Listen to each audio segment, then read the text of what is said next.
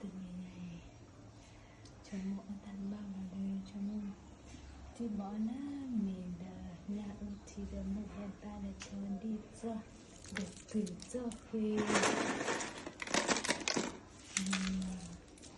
đi từ giờ hiện giờ thì không phải là nhà cô xong nhà cô ta vì hình chưa là tầm 3 tí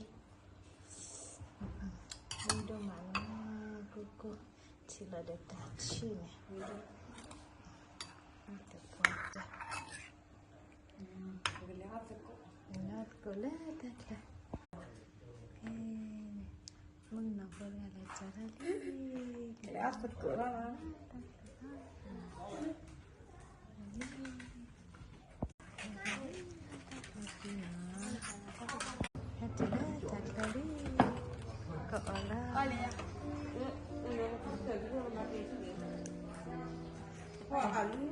Apa alunya? Itu kan ya, ini pola kita dalam ini, ini juga lebih juga. Ane lesen ya? Ya ini. Ya no. Mari kita tahu ini. Alala, ya nesule cho. Tapi kita ada bicara ini.